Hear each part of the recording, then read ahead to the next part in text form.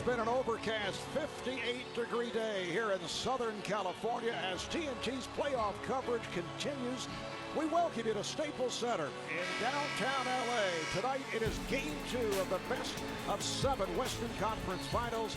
The defending NBA champion San Antonio Spurs seek to bounce back against Kobe Bryant and his Los Angeles Lakers. The Lakers coming off the furious comeback from 20 down to pull off that dramatic win in Game 1. Hi, everybody. I'm Marv Albert along with Doug Collins. We'll be joined in a moment by our sideline reporter Craig Sager. Tim Duncan and his Spurs looking to bounce back from that crushing loss in Game 1 Wednesday night. Duncan with a stellar opening game, 30 points, 18 rebounds, 4 blocked shots as we check out the McDonald's starting lineups.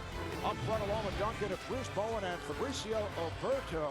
At the guards, Tony Parker and Michael Finley. Finley back as a starter with Manu Ginobili to come off the bench. Greg Popovich telling us he's looking to Ginobili to provide a lift with the second unit. And for the Lakers, Kobe Bryant, who figures to be somewhat more assertive in the first half in the backcourt with Derek Fisher. Derek looking to turn it from the 1 for 9 on the front line. It's Lamar Odom, Vladimir Radmanovic, and Pau Gasol. And we're ready to go. The officials, Bennett Salvatore working with Ken Mauer and Tony Brothers. It'll be Duncan and Gasol. And the lights just went out. Not a good sign. And the lighting here, it should be pointed out, is usually among the best in the league. It is truly Hollywood style. All right, let's see if the lights stay on. That was quite dramatic, I thought. Lakers control the ball in the hands of Lamar Odom. Bryant played by Bowen. Gasol guarded by Duncan. Odom being watched by Oberto. Here's the spin, and he's able to take it to the bucket. Lamar Odom not able to get going. The other night, just 3 of 12 from the field. Well, Phil Jackson told us before the game that he was going to go to him early, get that drive going to the basket. The other night, he was looking for too many fouls. He talked about looking to create contact rather than finishing his shots. Duncan with a driving hook.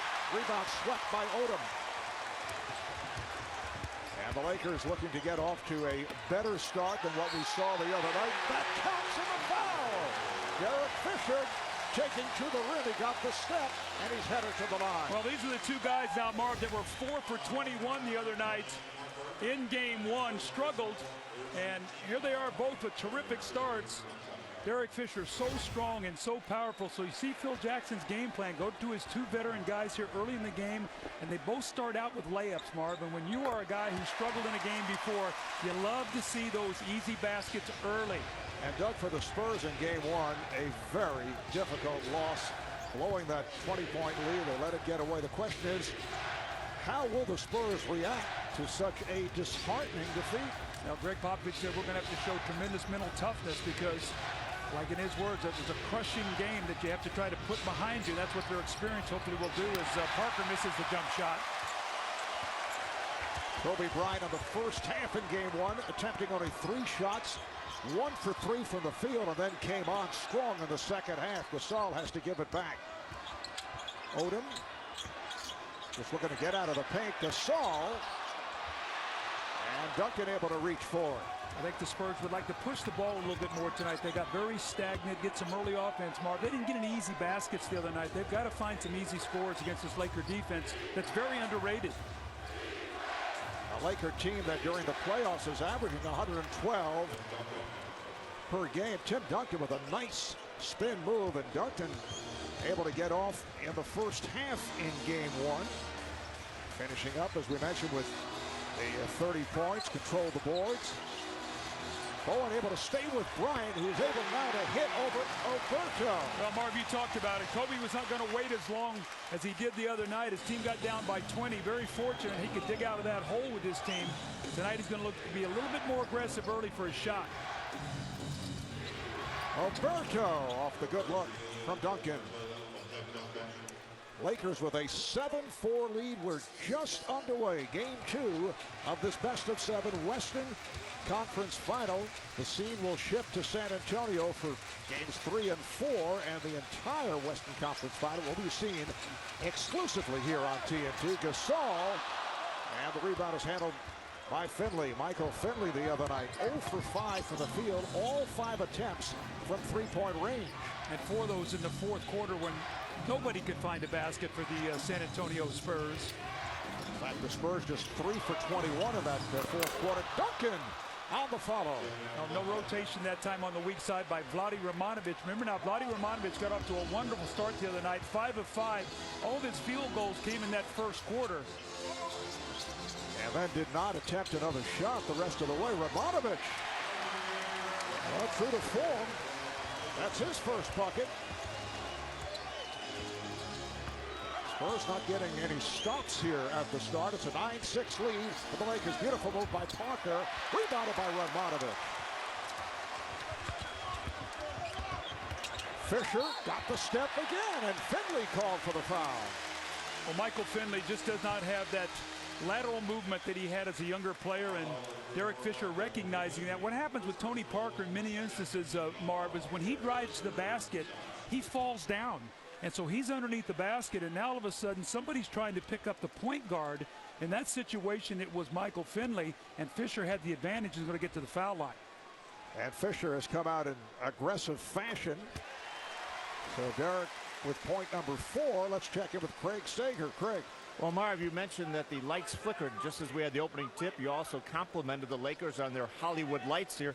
In fact, this is the only arena that has that type of system. It was installed 2 years ago, an incandescent light system. If this would have been any other arena or even a Clippers game, they would have had to turn the lights off for 15 minutes as they cooled down and then came up. But with these lighting systems, they can turn it right back on. It's one of a kind. Well, we could have had a problem. Super Hugo, the Hornet mascot, is not even in the building. Lakers up 11-6 with 4 minutes gone by in the first. Parker protecting the ball. Beautiful move. He's able to go glass. Oh, he's so good at getting his body into the shot blocker, Marv. That's what you want to do so the guy cannot jump, and then you get that little floater at the basket. Bryant. Oh, he went glass. That's not his intention. Little pump-a-shot maneuver by Kobe Bryant. Well, Lakers in a much better rhythm tonight offensively, and I thought that Kobe passed up some shots in the first half. Phil Jackson said he thought he passed up about 5 and got his team out of rhythm in that first half. Lakers have hit 5 of the first 7 from the field. Duncan. Odom is on it. Lakers playing at a much faster clip than we saw the other night in the first half. Romanovic cannot hit the 3. Duncan able to outrace Odom, and he's trapped, but gets it ahead to Parker. A nice job, though. He forced the pass to be made at a slower tempo, and they were able to get back defensively. Fisher took it away from Parker. There's Fisher going all the way. Try to draw the foul, does a somersault along the baseline. It's a 5-on-4 for San Antonio. Finley from downtown. Well, that's why he's in the game, and that time it was Derek Fisher that fell down, and now the San Antonio Spurs had numbers, and that's what Greg Popovich was hoping for, that Finley would get some of those shots early in the game and then maybe be able to make them later. Bryant for 3, way off. And Parker lets it go. Well, we're just about at the halfway mark of the first quarter, and Greg Popovich will send on Manu Ginobili for Michael Finley. So Finley hits a 3, but he'll head to the bench. Well, I think you've seen Greg Popovich do this through the years. Anytime he feels like the team needs a change, either he moves Ginobili in the starting lineup or he moves him to the bench. He's hoping to create some energy and some bench scoring to a bench that was very anemic the other night, having only 11 points. Manu just 3 of 13 from the field in game 1, and as you had mentioned, Doug, looked to be worn down. He's playing with that ankle injury. Foul on Gasol, and that'll put Duncan at the line. Hey, you can log on to TNT Overtime on NBA.com and vote each quarter for the Spur and Laker players that you want to watch side by side in a unique internet and television experience exclusive to TNT Overtime and NBA.com. Getting back to Manu Ginobili, along with that jammed left ankle in the series against the Hornets. He ripped a nail on his finger on his shooting hand and has an acrylic cover over it to protect it. You know, Mark, we were talking at the production meeting this morning. I said he sort of reminds me of an electric car. He goes as long as he can go, and then he just runs out of juice, and you got to park it and plug it in and recharge the batteries. And I think they're hoping that tonight, with an extra day's rest, that he's been able to maybe recharge those batteries. I think he's the guy that makes the team special. When he is playing well, they play well. I know you're spending a lot of time with the grandkids. Yes, I do. Odom. Offensive foul, says Bennett Salvatore. This is a little bit what he did the other night when he was talking about trying to create contact. You know, trust that little medium-range jump shot off the glass. Oberto is just waiting for him there, and he takes the offensive foul. Odom's going to trust that little medium-range jump shot. Ginobili is wide open for three. Rebounded by Odom. Here comes Fisher again, puts the speed on and scores. Well, Derek Fisher has come out all fired up. He now has 7 points. Well, when you play the Lakers, you better get back. Transition defense. It's like a little fake timeout here. Now Tony Parker finally takes it. But the Lakers are a quick-hitting team, Marv. It's just not the rhythm of the triangle offense anymore. They look for early offense. They got good speed and quickness. Kobe Bryant here off the glass. He's off to a good start, as is Fisher and Odom, and the Lakers in a good rhythm up 4.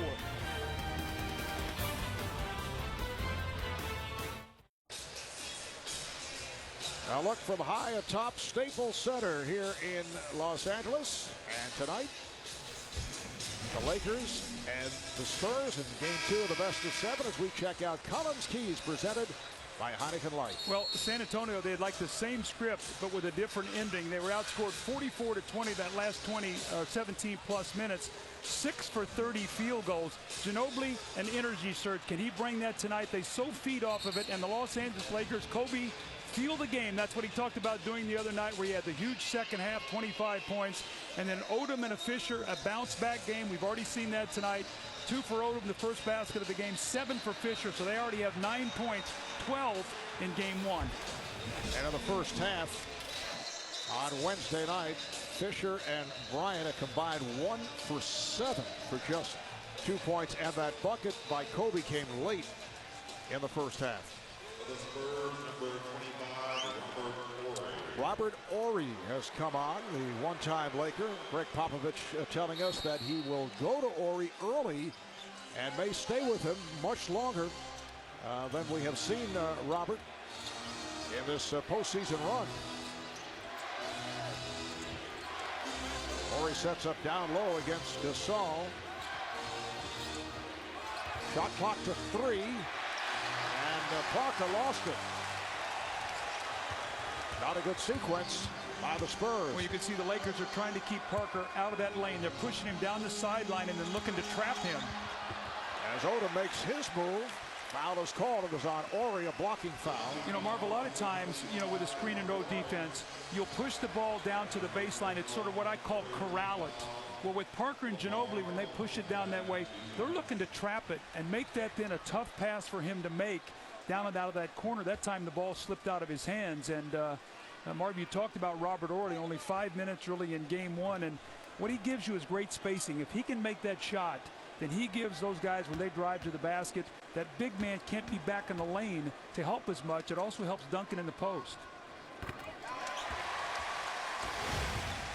This is pick and roll defense. Now watch Gasol here. They're going to shove this down baseline, and watch he stays aggressively in the trap. The Lakers then basically zone the play up. That time the ball slipped out of his hand, but you see they're trying to take away any passing lanes and keep Tony Parker out of the middle of the floor where he does so much damage. Lakers up by 6. A Laker team that has won 9 of 11 in the postseason. They swept Denver, beat Utah in 6, followed by the game 1 win over San Antonio. They are 6-0 at home here in LA in the playoffs and have not lost at home since March the 28th. Bowen for 3. So Bruce Bowen once again gets that open look from the corner and is able to cash in. Well, that's why you have shooters on the floor. You got both weak side guys can shoot the ball. The Lakers trap the post. Somebody's going to be open. And Bowen had a good shooting game the other night, 5 of 8 from the field. Good job by the Spurs. Bryant lost it. Bowen hit the deck. Helped up by Ori. Looks like he took a shot to the chin. Well, when you play Kobe, he's going to dish out some punishment. Michael Jordan was the same way. Looked like he got an elbow to the chin inadvertently, but Kobe's going to punish you. Yeah, right there as the ball slips out of his hands, and Phil Jackson affectionately calls him Edward Scissorhands. Yes, Kobe has a different point of view about being played by Bowen because of Bowen's aggressive style of hands-on defense. That's a tie-up jump ball.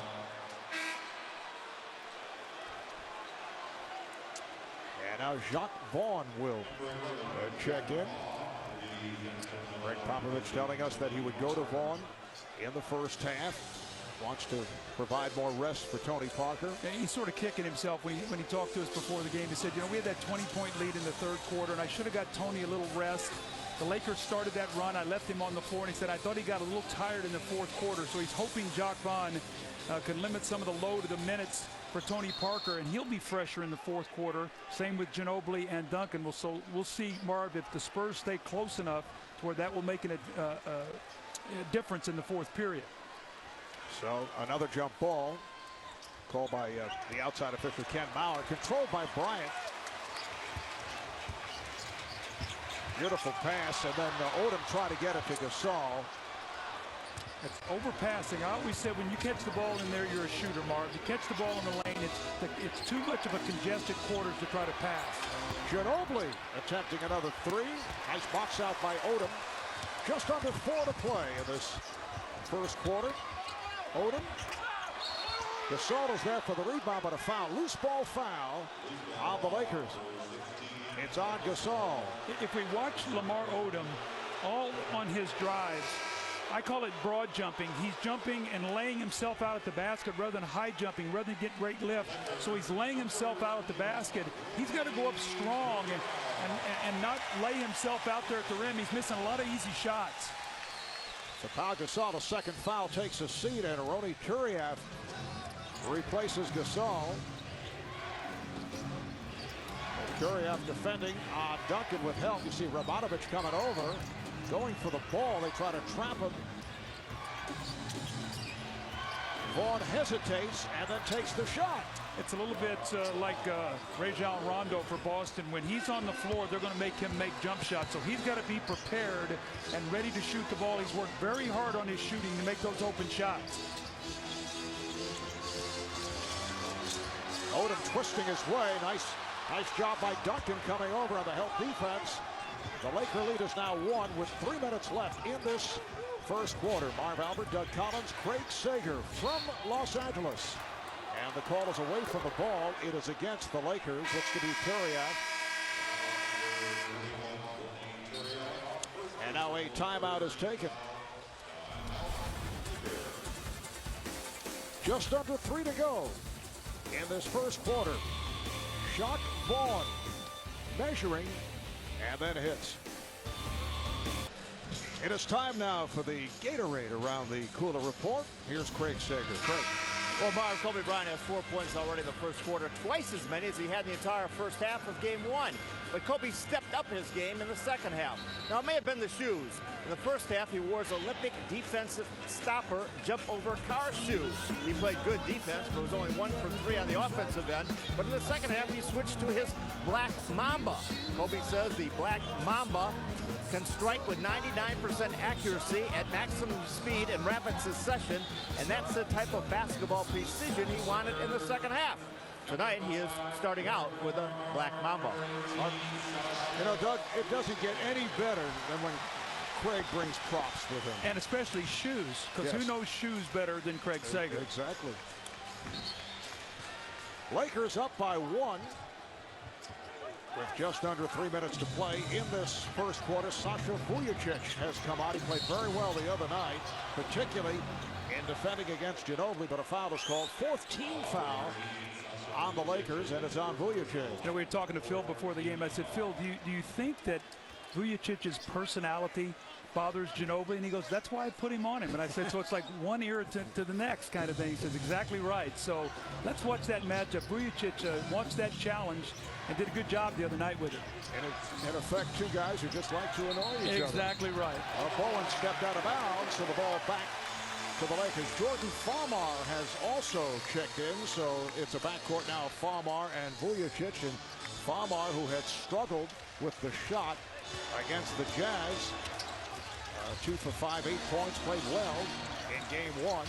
Turiaf up front with Odom and Bryant. Nice pass, Bryant from Turiaf. That's a great look by Turiaf. He brings so much energy off that bench. He loves the challenge of trying to play Duncan, although he's undersized. During the season, he's blocked a couple shots, so Duncan is aware of that when he dribbles in that post. Turiaf at about 6'9", and providing problems here for Duncan, who went to the crossover. Rebound Ori. Ginobili missed a couple from downtown. Kicks it out to Ori, shoots for 2 and way off.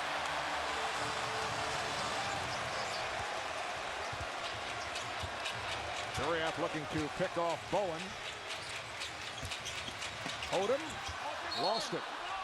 And the question is, was it last touched by Ginobili? Yes, it was.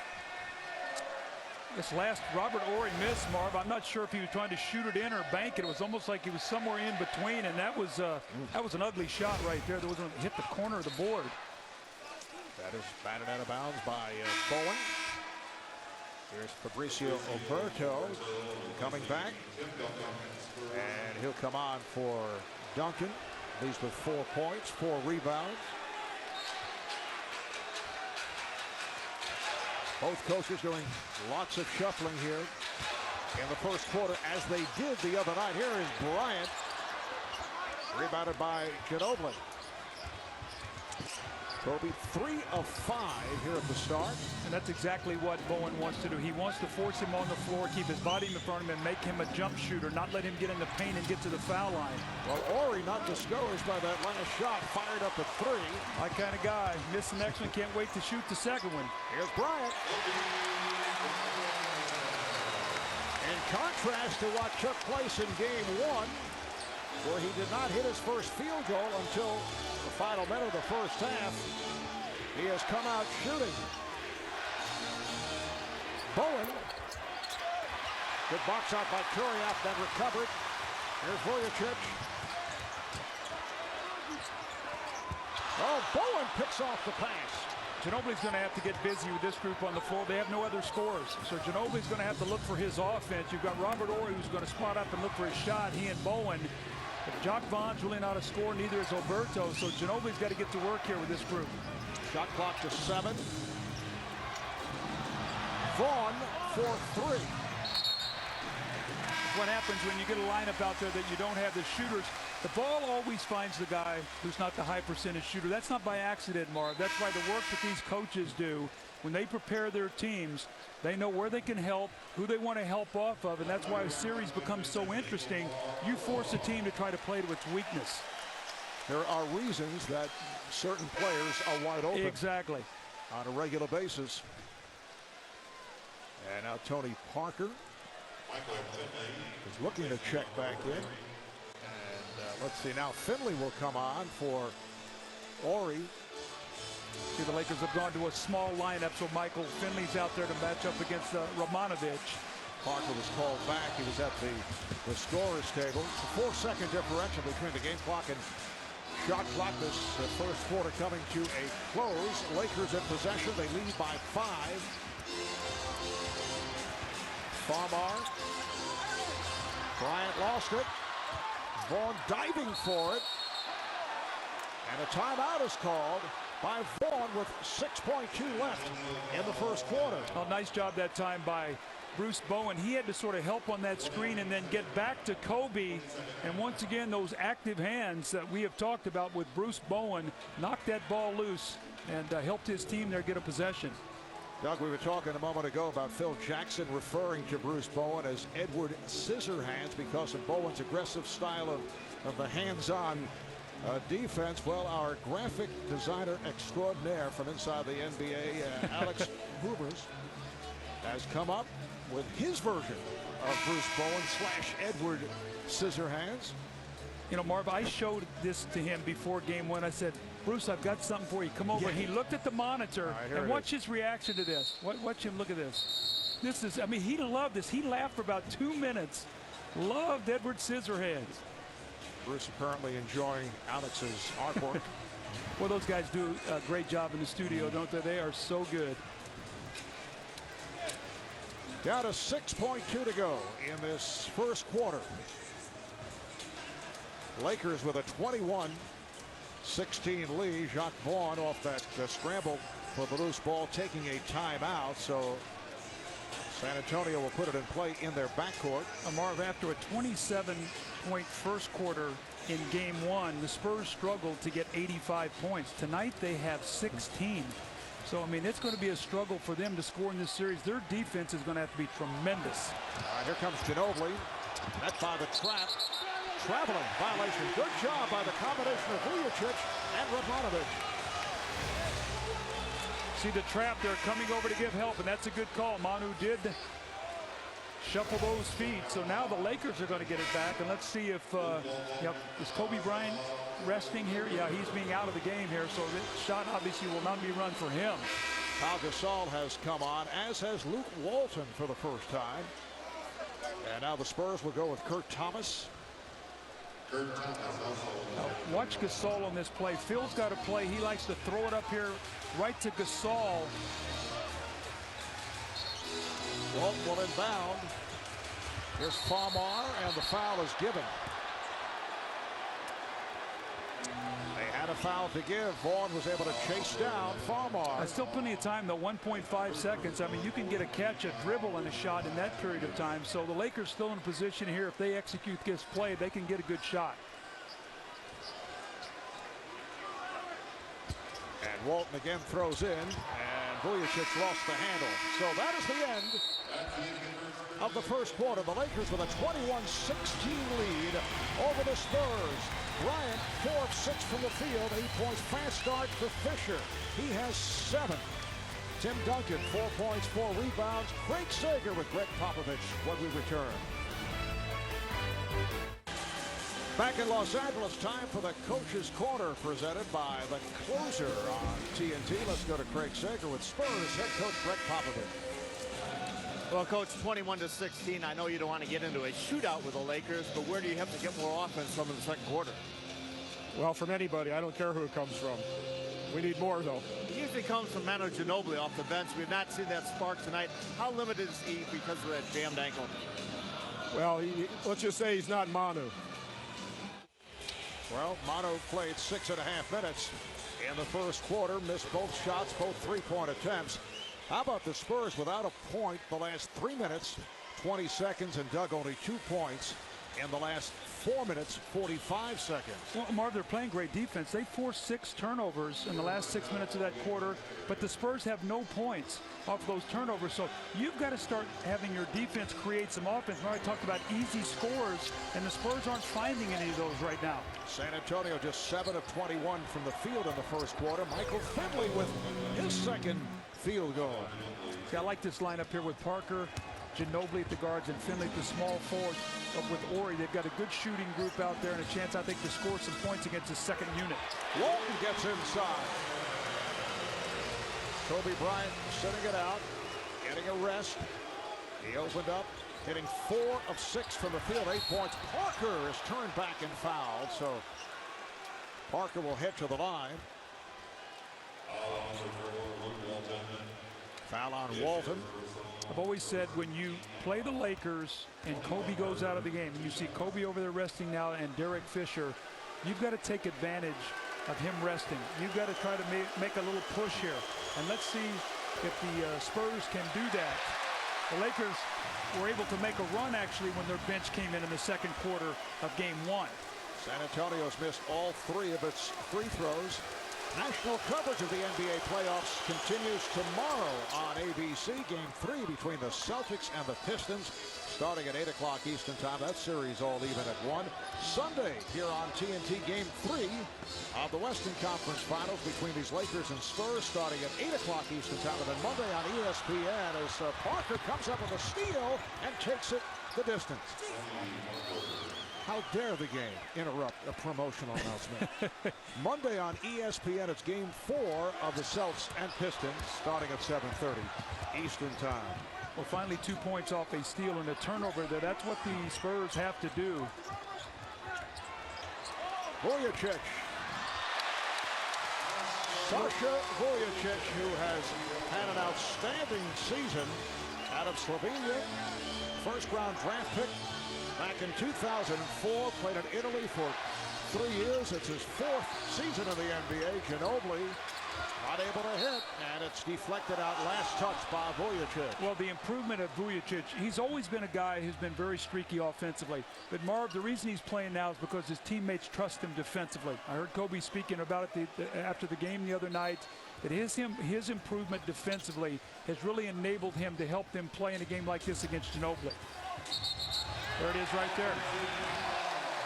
The irritant involved with the irritant, and Ginobili called for the foul, and we say that with great effect. Absolutely, and you see he has the speed and quickness and the size to stay up with Manu Ginobili, especially Manu, who is struggling with that jammed ankle.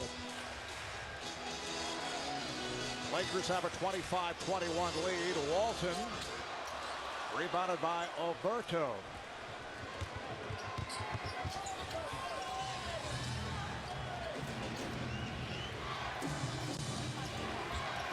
Ginobili met by the double momentarily. Little give and go, and Ginobili pops it back out for Parker. Horry, he's been off. Yeah, he's not been close. It's not the same Robert Horry, obviously, that used to knock down all those open jump shots. Age, it's taken its toll. Lamar Odom gets inside, and a foul. Let's check it with Craig. Well, Marv, just a second ago, we saw Sasha Vujicic draw that offensive foul against Manu Ginobili. He actually thought he drew one against Bruce Bowen in game 1. Bowen at the bottom of the screen catches Vujicic with the forearm and the elbow. He went down. The Lakers thought a flagrant foul should have been called. The tape was sent to the Senior Vice President of Basketball Operations, Stu Jackson, New York. I talked to him tonight. He said the officials missed the call. It should have been a foul, but he did not feel that it warranted a flagrant or a fine. But Bowen also had 5 fouls in that game. That could have been a costly addition, because obviously he has to guard Kobe Bryant, and he had to come out with the 4th and then the 5th foul later in the game. All right, thanks, Craig. That was point number 5 for Odom. The foul by Alberto, who will sit down, and Tim Duncan makes his return. Well, just to follow up on Craig's report, the importance of Bruce Bowen to play against Kobe Bryant. When Bruce Bowen picked up his 3rd foul the other day, they were 20 points ahead. Kobe scored 23 of his 27 points after that happened. So that's the importance of keeping Bowen on the floor to try to keep him somewhat under wraps. 5-point lead for the Lakers. We're early second quarter. Lakers continue to do a nice job against Parker, and a defensive 3-second violation is called. Marv, they're cutting off the floor. They're keeping the Spurs guards on the side of the floor, and when you do that and don't let them get in the middle, then you don't get that penetrating kick game, those open threes on the weak side of the floor. So the Lakers have done a nice job with Parker and Ginobili, especially after the first half of game 1. I thought in game 1 Parker was terrific in the first half. He had 12 points and really controlled the tempo of that game. Struggled in the second half, had only 6 points, and he and Ginobili were 0 for 7 in that decisive 4th quarter. Parker and Finley now in the backcourt. Duncan, Horry, and Ime Udoka up front. Udoka coming on for the first time. Did not play well in game 1 after a terrific series against the Hornets, but opens up by hitting the 3. It's so important for those guys coming off the bench to make shots. It just helps their confidence. Oh, my! Luke Walton with the lob that is put down by Lamar Odom.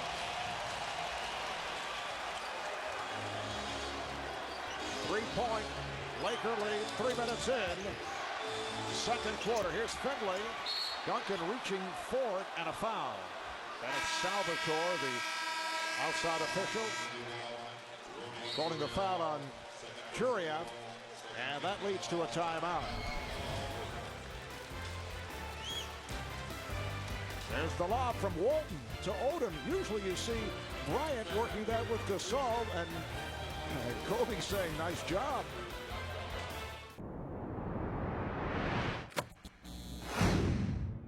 Let's do our work, guys.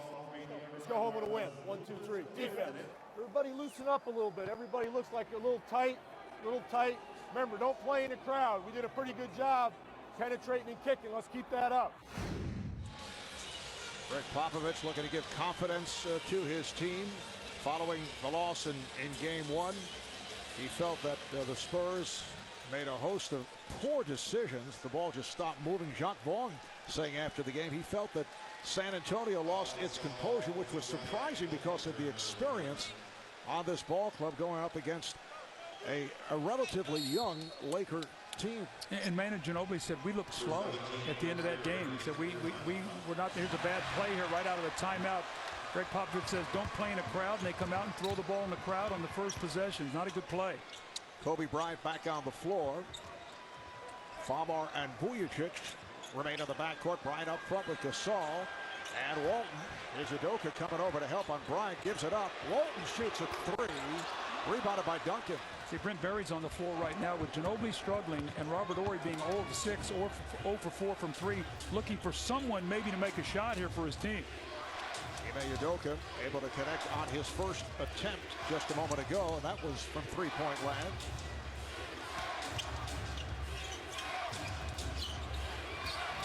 Barry kicks it right back for Finley. Just did beat the shot clock. Here comes Famar. Lakers on the run. Famar all the way. Jordan Famar, second-year player out of UCLA, who has had a very strong season. Did not play well, as we touched on earlier, in the series against Utah. Could not find the touch. Parker right back. And that's the first clear penetration we've seen for Tony Parker. Well, instead of doing it off the screen roll, they're trying to get movement. We've talked about how well the Lakers have played all those screen rolls. That time, just get some movement and some cutting. Famar showing his confidence, attempting that three-point shot. Parker, Udoka from downtown, way off. And Gasol is on it. That three-point shooting is so important to the Spurs. They were 5 for 20 in game one. Tonight now 3 of 10. And this after shooting very well from three-point range against the Hornets last couple of games. Bryant not able to connect. Here comes Barry with Vujacic back. Udoka rejected from behind by Famar.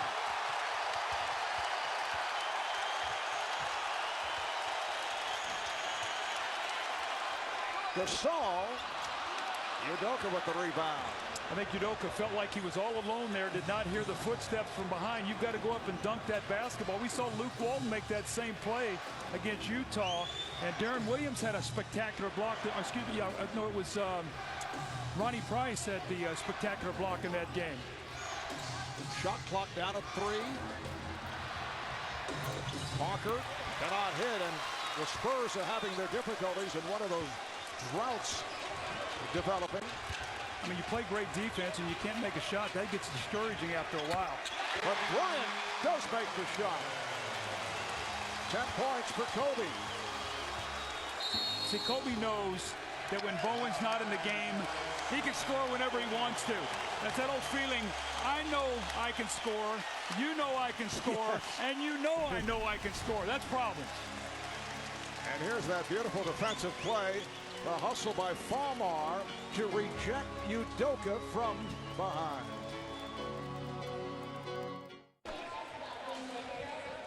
Well, it's time for Looking Good Today, sponsored by Dockers. And in game one, Kobe Bryant certainly fit the bill.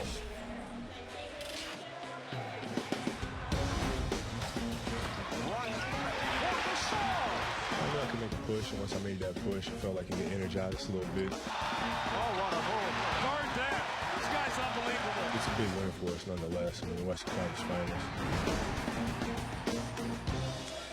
Kobe with 25 of his 27 points in the second half. In fact, outscored San Antonio in the fourth quarter as the Lakers came from way back down by as many as 20 to beat the Spurs 89-85. Log on to TNT Overtime at NBA.com for more Dockers Looking Good performances. You know, he had an interesting comment after that game, Marv. He said, you know, I knew we were down 20, but it didn't feel like we were down 20.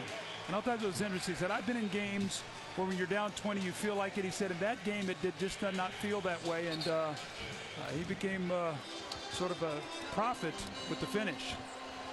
Just after his coach, Phil Jackson, told Craig Sager that he felt that Kobe was not in the triangle, he was in the Bermuda Triangle. Nice move by Parker. San Antonio only 2 points over the last 3.5 minutes prior to that bucket by Parker. Spurs not shooting well, but as Gasol had the step and could not convert. But San Antonio down by just 3. As we come up on 5 minutes to go in this first half. Gasol playing with 2 fouls. Duncan shoots over him. Try to go glass. That's a shot Greg Popovich said he's going to have to make tonight. That angle bank shot, rather than try to back in or try to drive where the Lakers are just swarming him. Miscommunication between Bryant and Gasol. This is the great matchup between Kobe and Bowen, and Bowen wants to make him a jump shooter. Try not to let him get to the basket, get to the free throw line. Here he drives inside, gets a little shot to the jaw, and again, this one here is the dunk, the little backdoor play. But when you play against these kind of guys, you got to be able to take punishment and dish punishment out, and that's why they both respect each other so much. They're both the ultimate competitors. Duncan going at Gasol. He's trying to pick up number 3 on Powell, and it's deflected out. Last touch by the Lakers. Greg Popovich has Duncan up front, along with Bowen and Finley, Ginobili, and Parker at the guards. See, if Manu Ginobili, I mean, here he is tonight, deep into this game. He still has not scored a point. 0 of 3. They're hoping to bring him off the bench to get a little life. That has not happened. Duncan with the rebound. Duncan again. Gasol's got to get his body on him. I know he's very slender, but you've got to get your body, almost face guard Tim Duncan and keep him off the boards, have somebody else get the rebound. 6 points, 11 rebounds for Duncan. Bryant, what a move as he was able to extend, but could not finish it. Walton picks it off. Parker thought he had Ginobili, did not see Walton. That's a scouting report steal right there. Get into the passing lane. You know Parker likes to drive and look for those corners.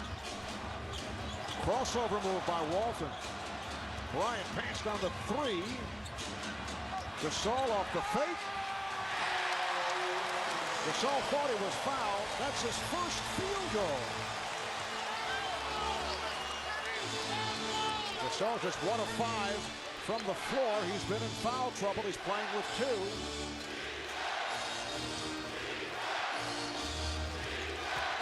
Parker got the step. So running some different action. Rather than screen and roll that time, Parker got a handoff coming from the baseline and turned the corner on Duncan. So you make your adjustments, understanding what the Lakers are doing with your screen roll defense to still try to get your guards in the lane off different action. Tony Parker, 11 points, 9 have come here in the second quarter. Bryant for 3.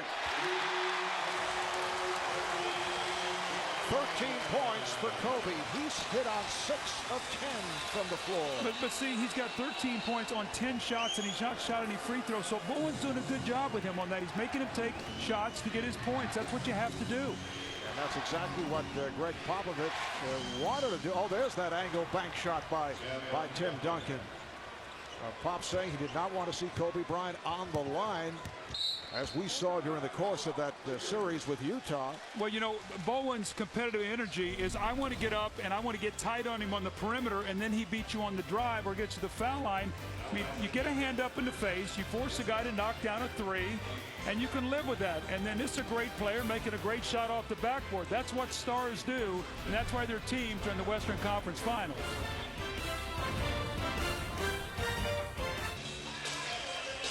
Just under 3 to go in this first half, and the Lakers have a 37-35 lead on the Spurs. As we check the crowd, there's Jack in his customary courtside seat.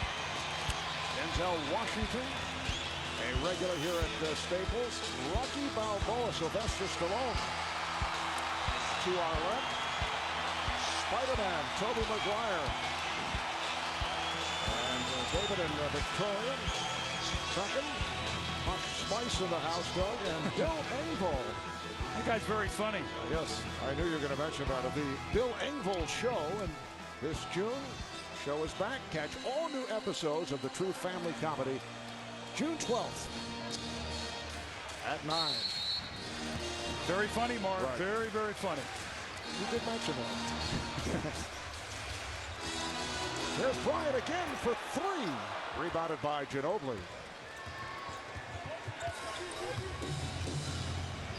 Now, Mark, doesn't feel like that the Lakers should be up about 10 or 12 points in this game. It's only a 2-point game right now. I mean, the Spurs, I think, have been outplayed in this first half. With a good 2 minutes here, they could go in with the lead. Duncan, he's tied the game. San Antonio shooting only 38%, but the game is tied. Lakers have led right from the start. Bryant goes behind the back. Bowen able to stay with him. Now Bryant with a beautiful setup. That's a handoff to Pau Gasol. That's why they want Bryant to be a jump shooter. He either gets to the foul line or scores or gets others involved when he gets that kind of penetrating drive. Parker on the spin. Rebounded by Odom. Boy, Fisher just punished Oberto on that screen. He is a tough guard, I tell you. Bryant has to give it up. Vujacic passed out a 3 and knocks down the 2-pointer. That's a nice job, though. Ginobili ran him off the 3, and you teach a guy, you call that an escape dribble. Escape the defender, pull up, and knock that jump shot. A nice play by Vujacic. Lakers have a 41-37 advantage.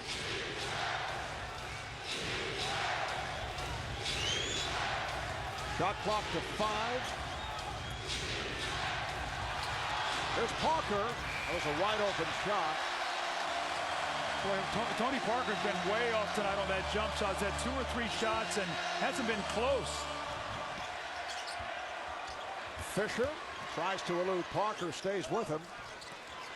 Vujacic for 3. Oh, he is feeling it. He is 3 for 3 from the field. He has 7 points. The Laker lead extends to 7. Marv, always talk about closing quarters. It's been L.A. Oberto not able to hit. Here comes Fisher. Ginobili looked to cut him off to bother him. Derek Fisher on the break as Ginobili ends up in the second row, back behind the baseline. Well, you just talk about finishing quarters. Looked like the Spurs were going to be close, and a 9-0 run here by the Lakers.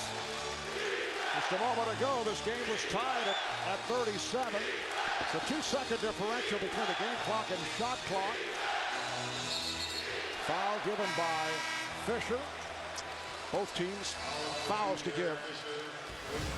Well, we talked about Derek Fisher and Lamar Odom, how important it would be for them to bounce back after the 4 for 21 combined game 1.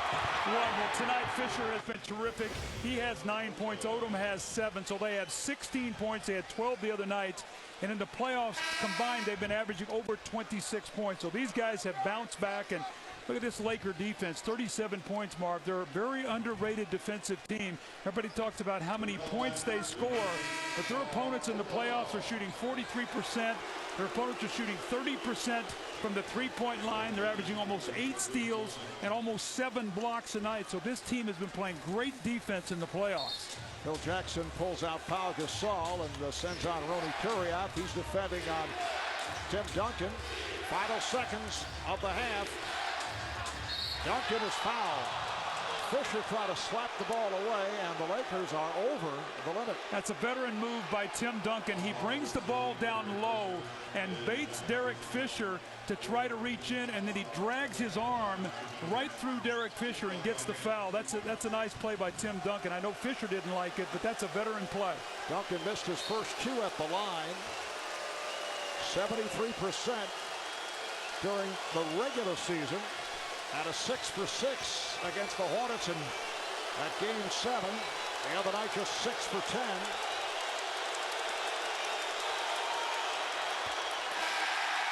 Coming up, it's the T-Mobile halftime report. Ernie, Charles, Kenny, and Magic. We'll take a look back at this first half.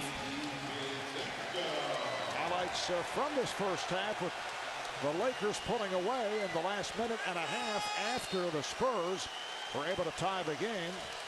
Tim Duncan and Tony Parker, the only Spurs to score the last 9 minutes, is that correct? Our statistician Paul Evans saying the last 9 minutes they scored the last 12 points for San Antonio. Well, they have 10 of these 16 field goals. They are 10 of 23. The rest of the team is 6 for 22. Duncan off the rebound, not able to hit. He thought he was fouled. That's the end of the first half. Strong finish by the Lakers. And 46 to 37. Another look at that last missed free throw by Duncan, and the question is, was he fouled by Bryant? See, those are two big free throws missed, Marv. It happened in the fourth quarter the other night when the Spurs were in the lead. He missed a couple free throws. You got a chance to stop the bleeding there. Instead, you go in on the downer, missing 2 free throws. And Doug, a different story for Kobe Bryant in the first half tonight, following the 1 for 3 in game 1. 6 of 11 from the field. He had 13 points, 3 assists, 3 rebounds. And Kobe's with Craig. Well, Kobe, there's about a minute and a half to go in that half. The score was tied at 37. Doug Collins says, don't you feel like the Lakers should be up by about 10 or 12? Well, now it is a 9-point game, but you think it should be even further ahead? Oh, we made a couple of defensive errors, leaving 3-point shooters. Ball one time, Ime another time, Finley in transition. Now, you know, those are plays that we have to try to avoid. In game 1, you changed shoes at intermission, then came out and scored 25 of your 27 points. Are you going to change shoes here, and what can we expect from you in the second half? No, I'll stay in the Mambas. That means you'll be out to strike on the offensive end. Yeah, we'll see. Thanks a lot. We'll take a short break here. We'll come back with the T-Mobile halftime report. Ernie, Kenny, Charles will be joined by Magic live from the Staples Center right after this.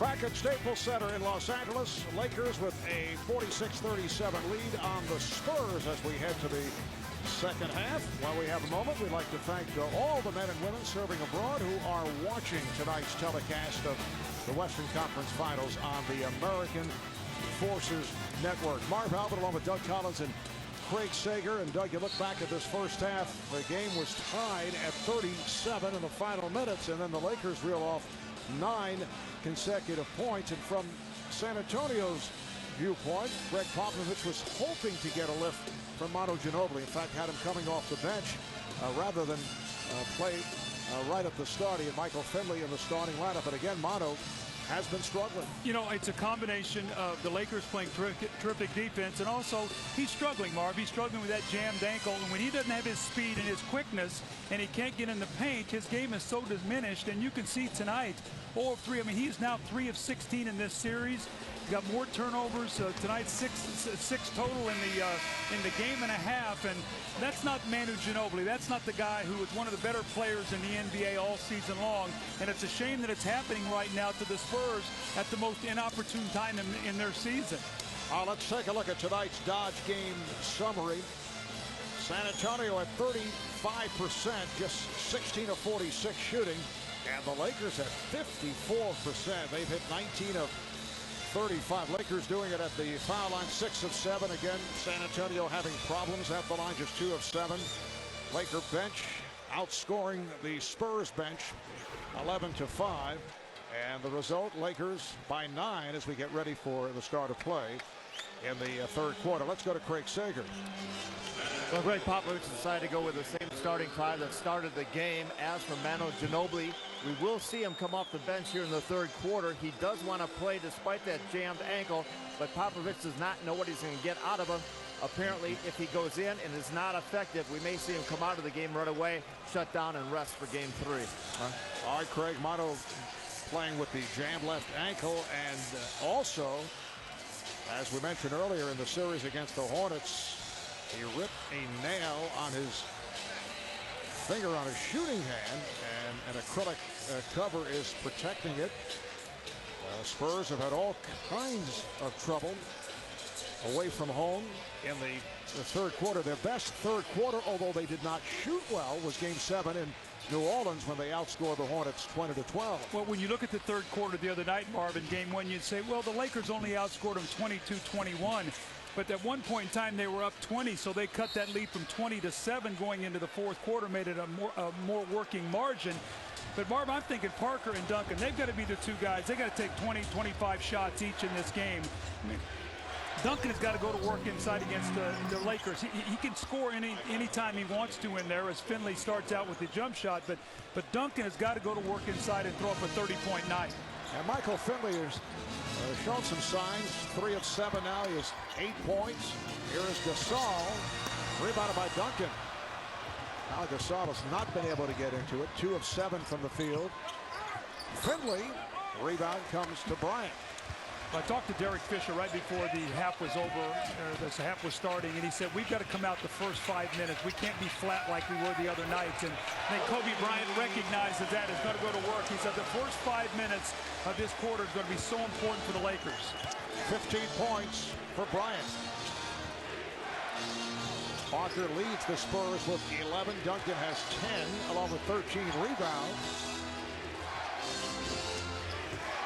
There's Parker getting into the lane. Nice feed for Oberto. Now good things happen again, Marv. Anytime those Spurs guards get in the lane, you get easy baskets by Oberto. You open up the three-point shooting, and the Lakers have done a nice job closing down that paint. Bryant again. Feeling the game. That's what he talked about. I want to feel the game, and knowing that this first 5 minutes is so important, he's coming out looking to score.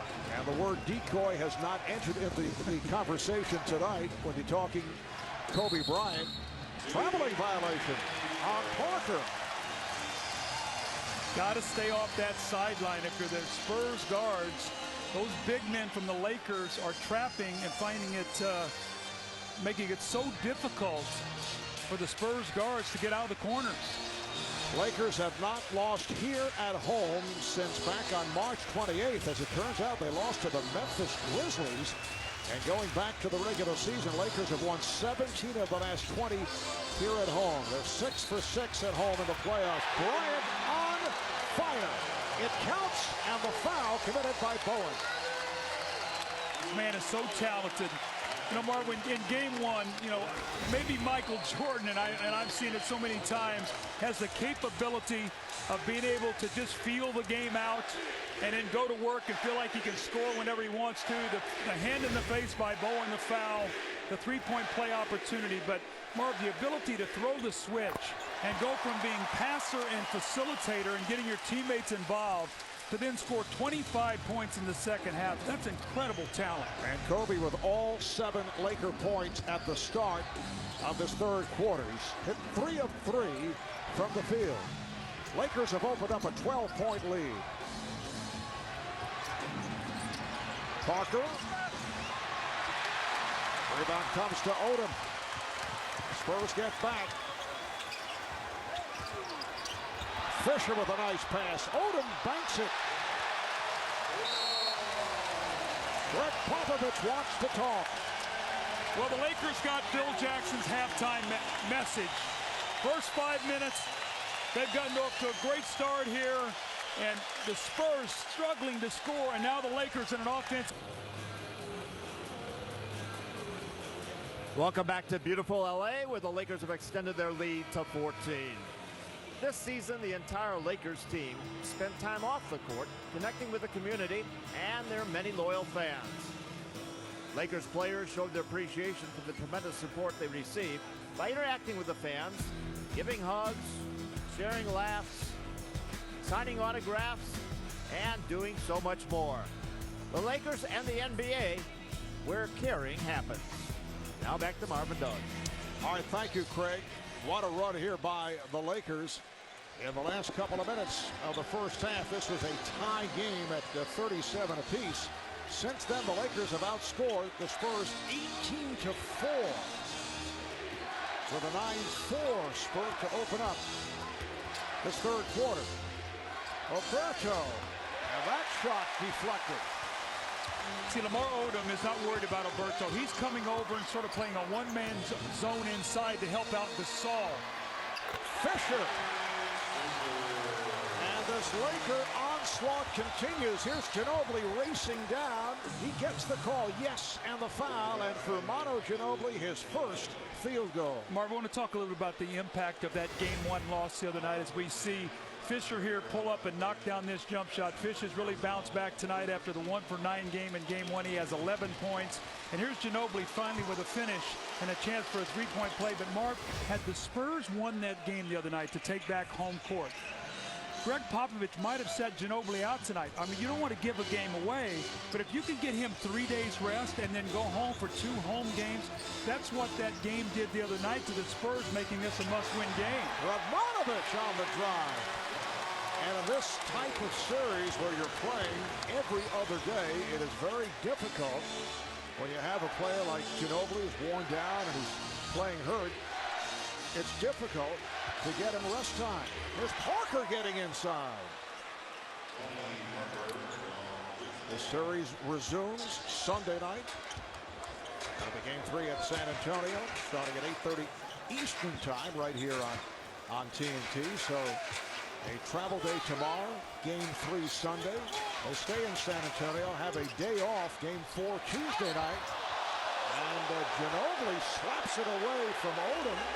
They got entangled. And Bennett Salvatore calling the foul. That's the second committed by Ginobili. That's a frustration foul right there on Ginobili. It's been a struggle for him in this series, and he goes up to try to block the shot. That's a very hard foul, not a flagrant foul. Odom will go to the line and shoot 2.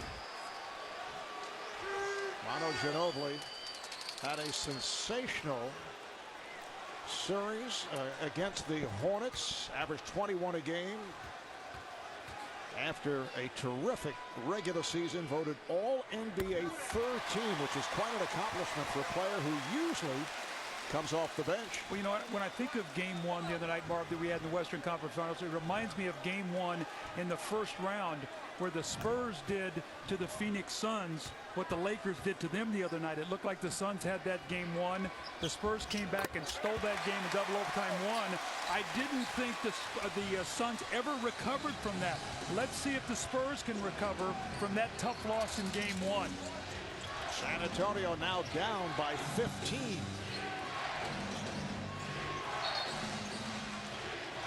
And Ken Mauer calls a foul, offensive foul. It is on Alberto. That's his second.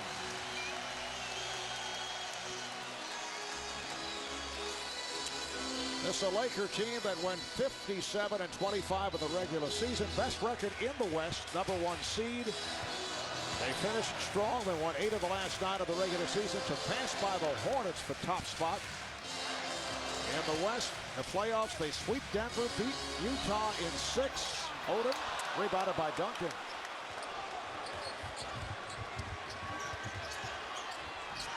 Ginobili for 3. And here come the Lakers. And the Lakers became an elite team after the trade for Pau Gasol, which followed the injury suffered by Andrew Bynum. Beautiful pass from Bryant to Odom. Make it 63-46 LA.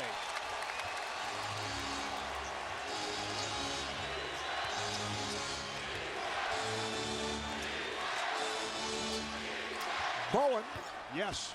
The Lakers are swarming defensively, though every possession for the Spurs, Marv, they are having to work so hard to get open shots.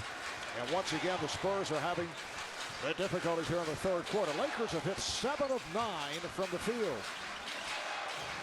Gasol trying to shake off Duncan, now backs his way. And score.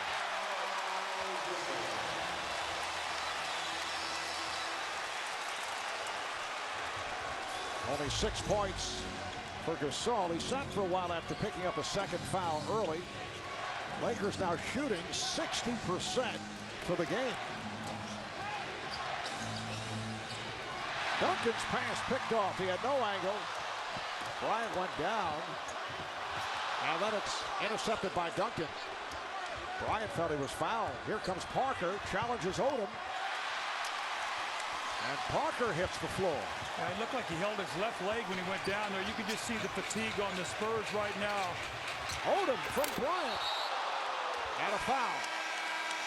It's almost like the Lakers have an extra gear right now. The Spurs trying so desperately to get back in the game, but the speed and the quickness of this Laker team, they're moving the ball, they're finding the open areas, everybody's involved. Spurs shooting 37% from the floor, and the Lakers 60%. Foul committed by Duncan.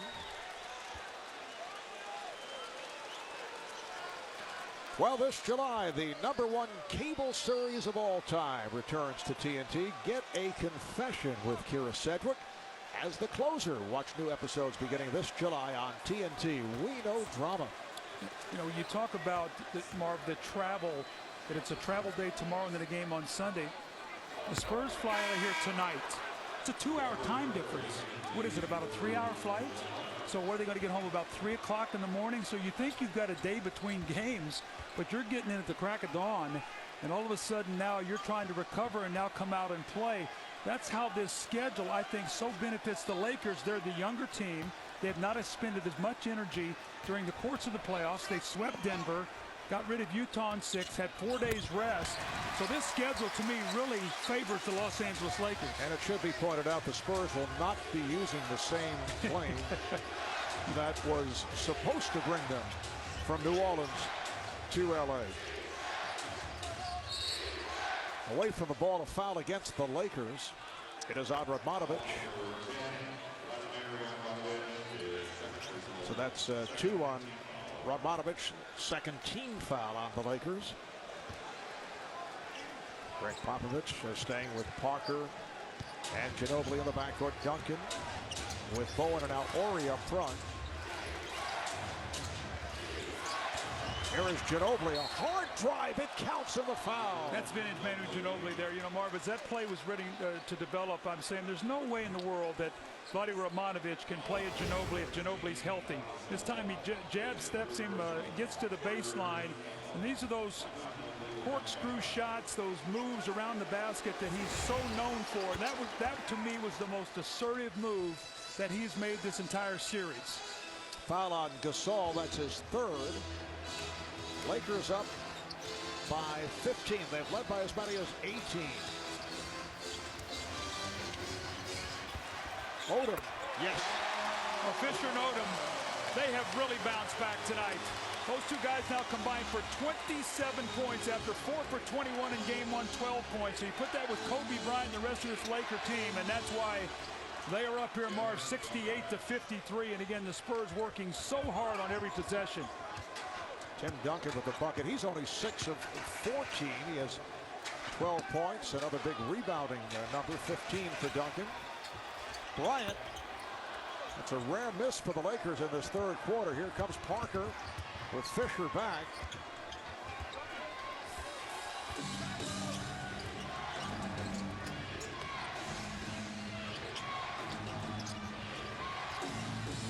Parker was looking for the opening. Again, the Lakers able to close things up in the paint. Here's Parker. Odom with the block. Great weak side help, but again, he's not worried about playing Robert Horry. Robert Horry's not shooting the ball well until he makes shots. Lamar Odom's just going to roam. And the ball back to San Antonio. Coming up on 4 minutes to go in this 3rd quarter. It's also hard for a guy like Bruce Bowen to play in a game like this. When you get behind, he's so out there for his defense. And when you get behind like that, you need offensive guys, but somebody's got to guard Kobe Bryant. That's why they've got to stay close so that Bowen can be effective.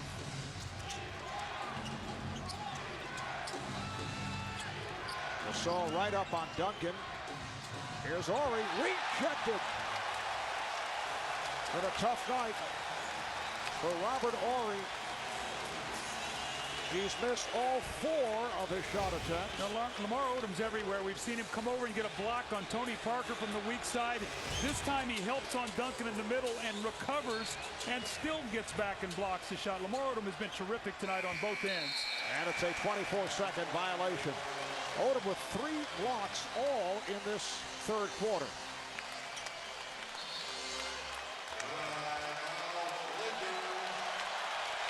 Just under 4 minutes to play in the third.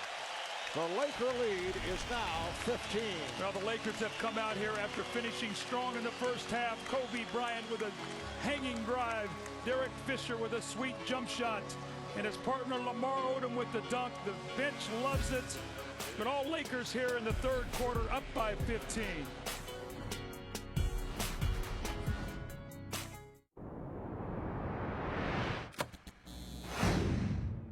Make some magic happen.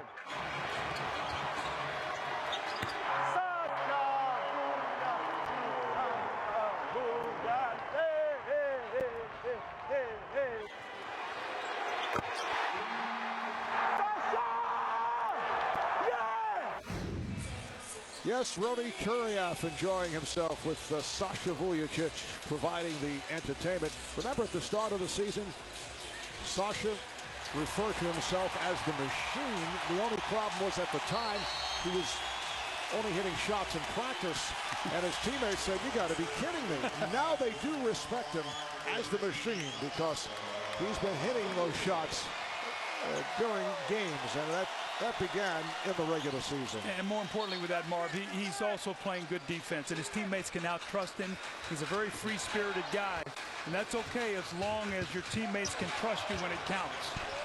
Sasha very fortunate to recapture as Jacques Water just came on, got a piece of it. Gasol feeling for Duncan. Nice backdoor pass, but Vujacic could not finish. The Lakers with a 68-53 lead. Just under 3.5 to play in this third quarter. Marv Albert with Doug Collins and Craig Sager. It's game 2 of the Western Conference Finals. Lakers trying to go up 2-zip.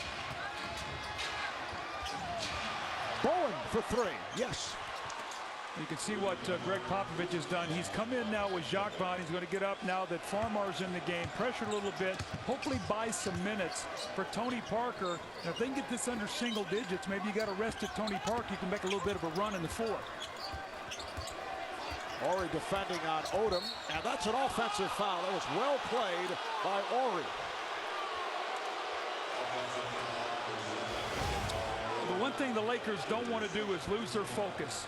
See the replay there, and Robert Ori read the play nicely. He knows that Odom is a lefty. He gets over on that left hand, but you don't want to lose your focus here and let the Spurs back in this game. Nice ball fake by Ginobili, and then it's deflected out. Last touch by the Spurs. But Mono very active here in the third quarter. Yeah, he's much better in this third quarter than he was to start the game tonight. I don't know if that ankle's loosening a little bit or if he's just absolutely saying, you know what, it doesn't matter. I'm going to throw myself around. Foul committed by Vaughn.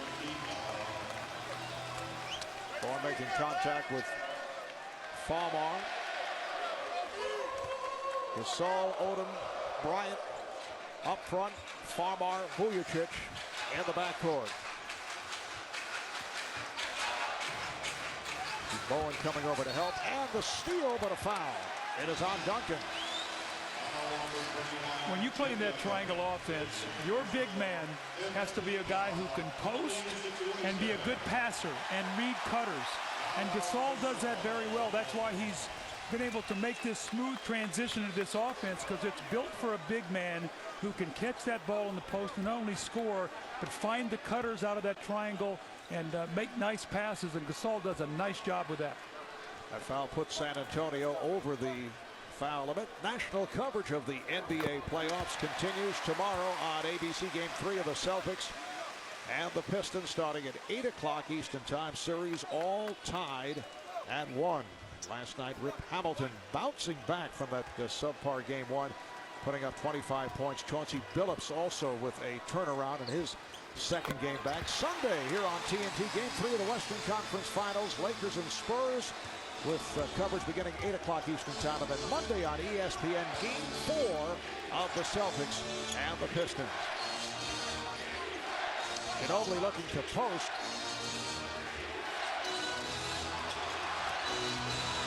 Shot clock to 5. Defensive 3-second violation is called, and the basket will not count. That's that one-man zone that I was talking about. The Lamar Odom's on the weak side of the floor, and what he's doing is hedging to the middle. He wants Gasol to turn Duncan that way, and he will step up then and make a late trap on him in the lane and force Duncan to make a play over two big guys. Ginobili shoots the technical, an 86% free throw shooter. So the end of this quarter is important for the Lakers and the Spurs, but for the Lakers, you look at it, they would like to have a nice cushion to rest Kobe. Remember the other night they didn't rest him the normal 4 minutes they do to start the fourth period because they were behind. The Spurs would like to cut into the lead, so when he rests, maybe they can even push into it more. Yes, Phil Jackson changing the rotation. Odom with a nice box out. The Laker lead is 13. Vujacic fires a 3. Kept alive by Odom. Bryant backs to three-point territory. Minute and a half left in the third quarter.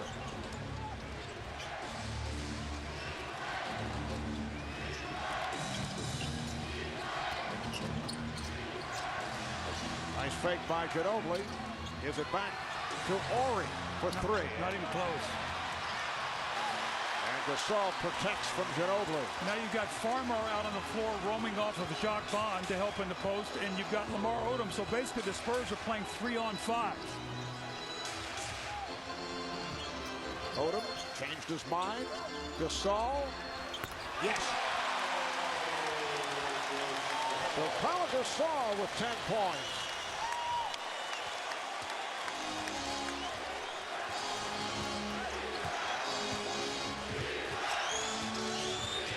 Ginobili with 7 points, all here in the third. Vaughn. And that's the shot the Lakers want to see. A long two-point shot is exactly the shot the Lakers want to see.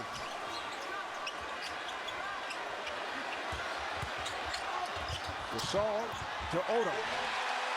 Wasn't pretty, but he did get the ball on a hop to Lamar Odom, who now has 18 points, 11 of the 18 in this third quarter. This Lamar Odom that we saw against Utah, he struggled against Denver, had a brilliant series against the Utah Jazz where his quickness really bothered Boozer and Okoro. Just a fraction of a second differential here between the game clock and shot clock. Ginobili. Gasol looking to draw attention, thought he was fouled, but that's the end of the third quarter. Here at Staples, the Lakers pulled away. They lead 74-57.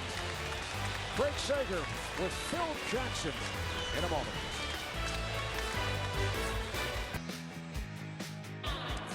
Welcome back to the Staples Center, where the Lakers are shooting nearly 60%, and they extended their lead now to 17 going into the fourth quarter. And Coach, it was 37-all at one point, but the offense has been terrific since then. What's been the difference? We had a momentum change at the end of the first half.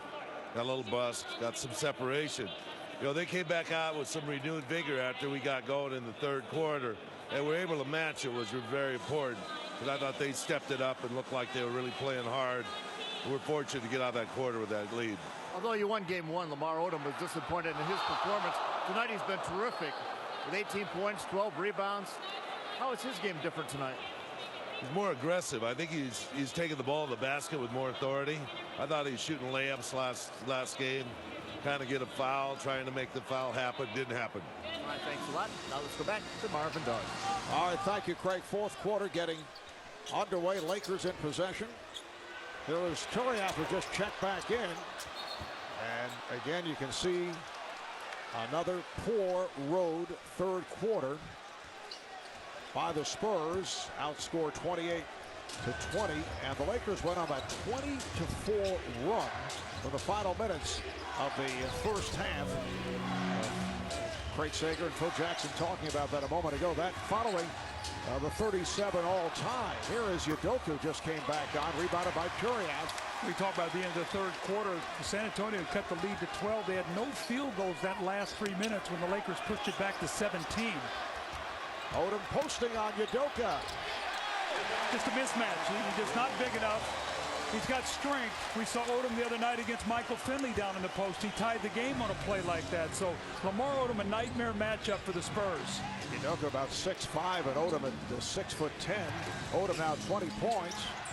Udoka open for 3. 76-60 Lakers. Trying to make a 2 out of 2 here at home following that sensational comeback, down by as many as 20, beating the Spurs in game 1. Here's Farmar getting inside. In fact, that was the greatest Lakers postseason comeback since they were down by 20 in the second quarter, game 4 of the Western Conference Finals, and then beat Sacramento on Robert Horry's buzzer-beating 3. It is deflected out.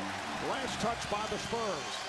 The Lakers are just one step quicker in every phase of the game tonight, whether it be getting to the boards, getting in passing lanes. They're crisper with their offense. And you could see that rest have paid dividends for them. They were a little bit, they were fresh but flat, I thought, in game 1. Tonight they have a great edge. And that was a concern back in game 1 of Phil Jackson. Did not have the edge in the first half, but then certainly turned it up in the second half. There's Walton from downtown. Rebounded by Udoka. Let's check in with Craig. Marv, you're talking about that comeback, the biggest one since the one 4 years ago against Sacramento. I talked to Derek Fisher. He said actually he thought this one was even bigger because that team, he said, was a championship team that knew they could come back from deficits like this. He thought that this was a bigger one. After a big 3 by Farmar because it taught him something, as Ernie Johnson alluded to at halftime. According to Derek Fisher, this team now can feel like they have a little hair in their chest, and yes, they too can win it all this year and be a championship team. And this now a very loose Laker team. They've extended to a 21-point lead early in this fourth quarter. Udoka rejected by Curias, and here comes Farmar. Vujacic from the angle. Rebounded by Curias. I think you're getting ready to see Greg Popovich start getting ready for game 3 here tonight. Damon Stoudemire coming in. I'm sure Tony Parker is going to go to the bench. I got to hope that they can get some rest and find some answers back in San Antonio. It's been all LA here tonight.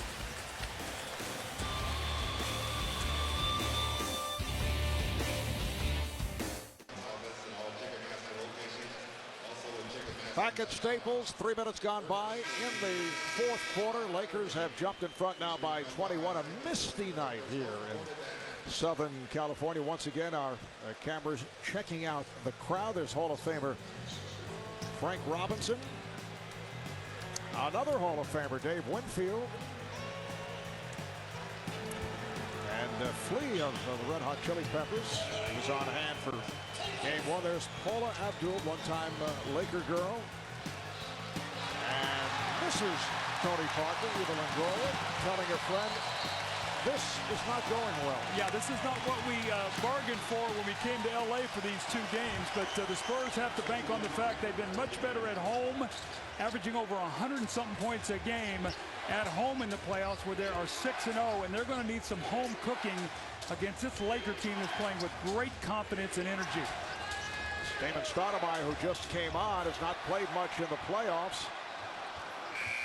And it is a, well, looked like it was going to be a 24-second violation. Just did hit the rim. Stoudemire, rebound is captured by Walton. The Spurs at home during the regular season won 34 of 41 games, tied for second best home record in the West. Utah, at the best, they won 37 of 41. Kobe Bryant is back, showing the jab step and then hits. It's curious. Normally, Phil Jackson would not put him back in a game with a 23-point lead. Let's see how long Kobe plays out there in this game, this 23-point lead in the fourth quarter. Greg Popovich has emptied the bench. He has Stoudemire and Barry at the guards. Barry lost it. Here's Vujicic, give and go with Farmar, and that'll count. It's a goaltend.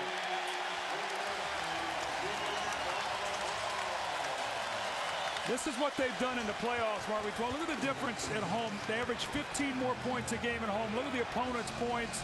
Look at the shooting. They've really struggled on the road in the playoffs. They're going to be in 2-6 after tonight. And they are going to have to find a way to get home and get refreshed in a hurry. And a different philosophy shown here tonight by Kobe Bryant, who came out shooting. Farmar, who has been on fire. He now has 12 points, 10 of the 12 here in the fourth quarter as he knocked down a 3. What a difference a series makes for Farmar. Against Denver, he got discouraged against Allen Iverson, who was going at him on the dribble as Stoudemire misses the jumper. Against Utah, Darren Williams went at him, really struggled. The last couple games of that series played better, played very well the first 2 games here in the Western Conference Final. Vujicic for 3, rebounded by Walton. Looking to keep it alive, cannot. Udoka with the lead for Barry. 88-62 Lakers. This is when you're the Spurs and you just want to have a running clock the rest of the game. Just keep the clock moving and get out of here. There's some long faces over on that Spurs bench, Marv. Remember now, this is the defending champions. This is a very proud group of men. And you see the look of determination on Tim Duncan and Tony Parker and Ginobili.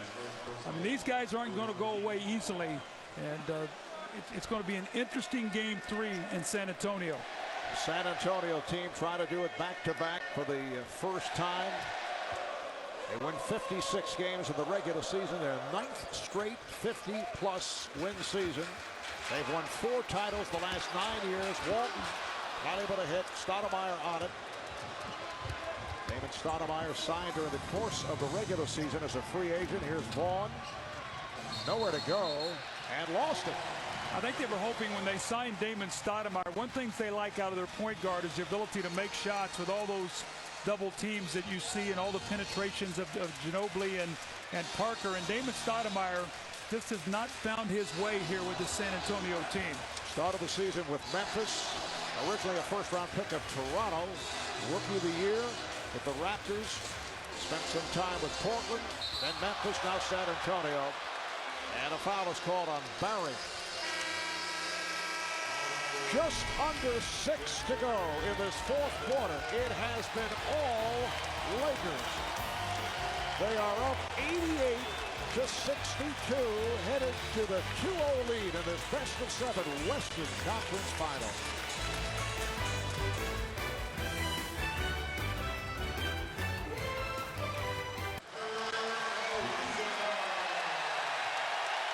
Let's take a look at our Bud Light Lime around the league. Last night, the Pistons evened up their Eastern Conference Finals series with the Celtics at a game apiece with the 103-97 win. Chauncey Billups finishing with 19 points. Rip Hamilton with 25 for the Celtics. Their first loss at home since late March. And now they have to win on the road. Yeah, the security blanket is gone now. The fact that you say you don't have to win on the road, now you do. So now we're going to see under pressure that Boston Celtic team that was so great on the road all season long. Can they find a win in the Palace? If not, Detroit will move on.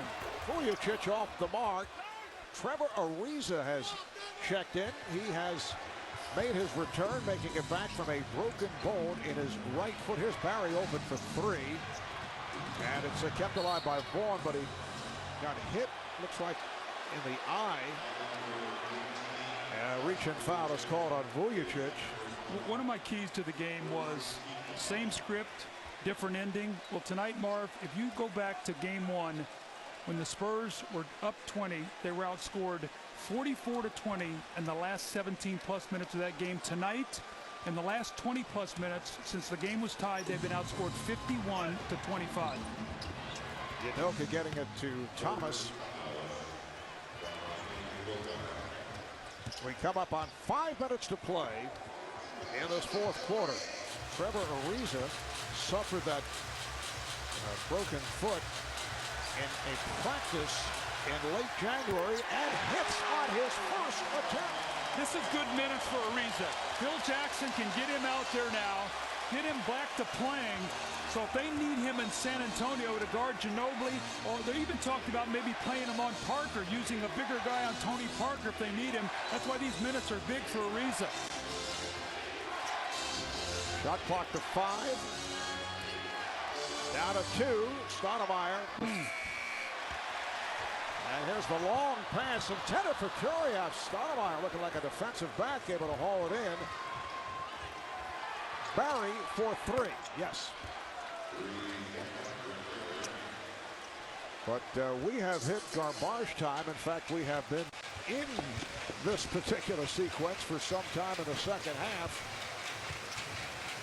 The San Antonio Spurs, as Walton tried to get it to Ariza off that lob. The Spurs are certainly looking forward to making the return back to the River City, where, as we mentioned, they were very successful at home during the regular season at 34-7. We will have Game 3 from San Antonio Sunday night. Right here, TNT, 8:30 Eastern Time.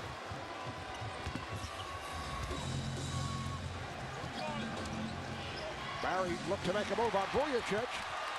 And a foul is called on Barry. Let's go to Craig Sager. Well, Marv, you keep mentioning how the Spurs can't wait to get home, and yes, you are right. They will not be flying that plane that brought them here. They had the mechanical problems where they spent 11 hours on the tarmac. In fact, that 737 has been grounded for good.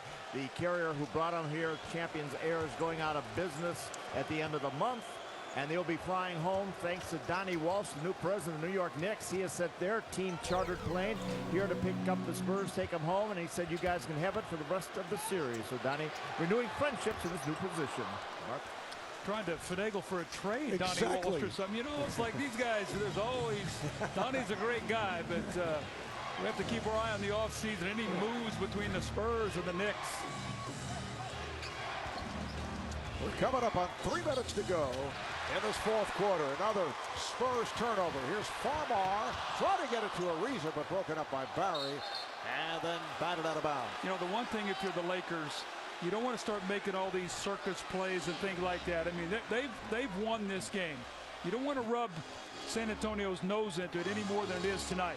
You want to make this game and play it the right way to finish. There's still a lot of games to be played in this series, Marv. And the Spurs also will look back at the series against the New Orleans Hornets, where they lost the first 2 games in New Orleans, and then were able to come back to win that set in 7. Well, we're going to find out Sunday night. Is this going to be a series, or are the Lakers that much better than the Spurs right now? That's going to be a very interesting game. Thomas on the foul, grabbing Turiaf. We're down to 2:39 remaining in this fourth quarter. It is a Laker blowout over the Spurs.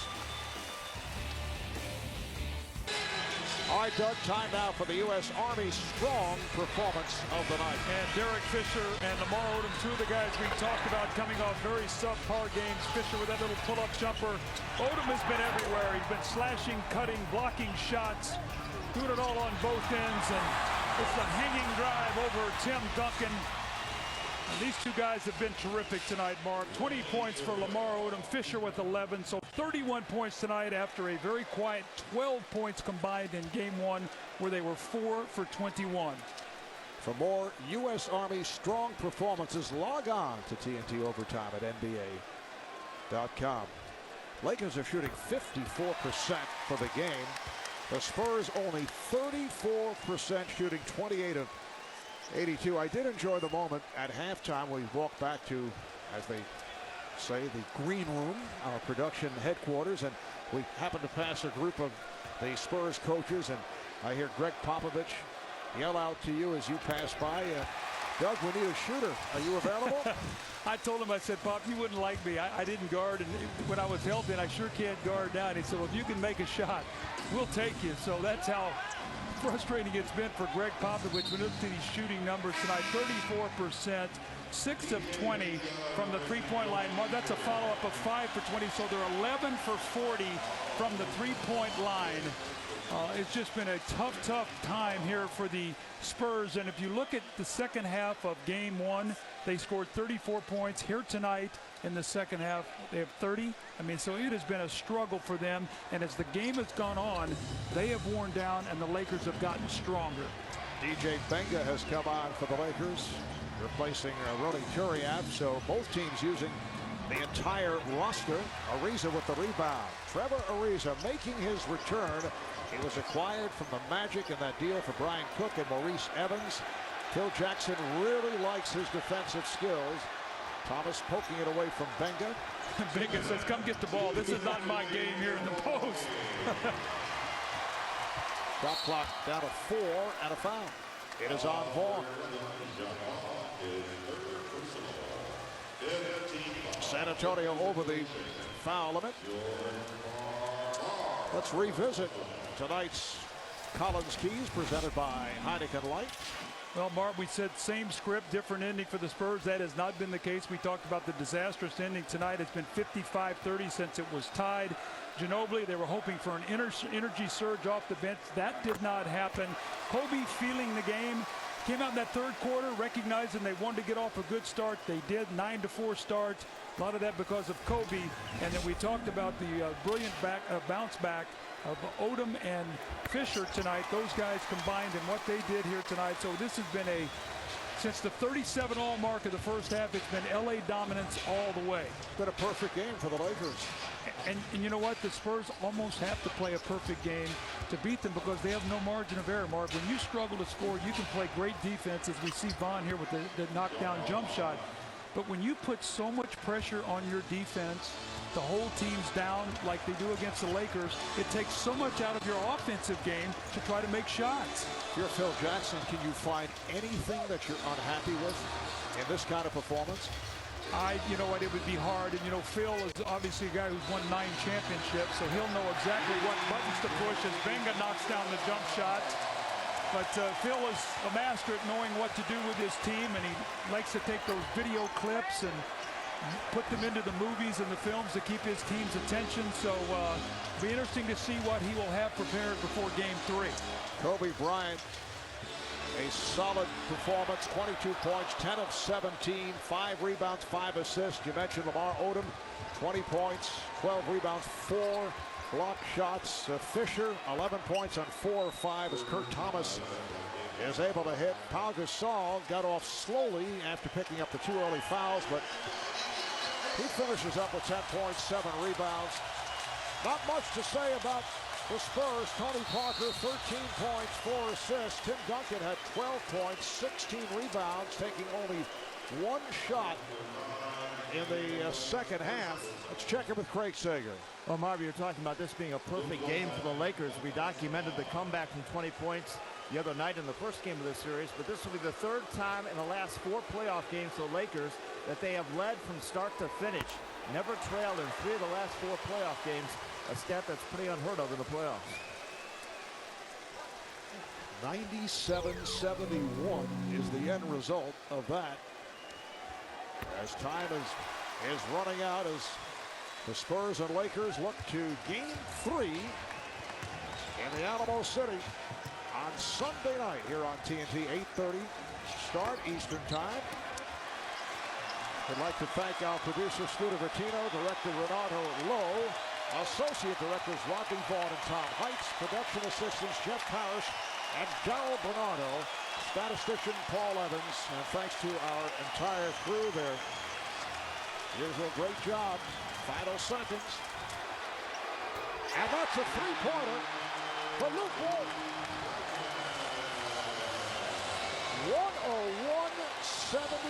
That's the final. Marv, as we go to San Antonio for the Spurs to score and be able to get to 95 points, if Parker, Duncan, and Ginobili don't get 65-70, I don't know that there's another 30-35 points out there off that team. So it's going to be very interesting to see if those 3 guys can go home and throw up some big numbers to get this series back to 2-1. Many stars for the Lakers tonight. But the man who turned it around, a bounce-back performance for Lamar Odom, and he's with Craig Sager. Well, Lamar, we talked about your game one performance, even though you won. 6 points, 8 rebounds in 35 minutes tonight. 20 points, 12 rebounds, 4 blocks. What was the difference for you? I changed my sneakers, changed my spandex, my undershirt, and just brought my focus. I wanted to come out and have a good game. I was aggressive in the beginning. I still made a few mistakes,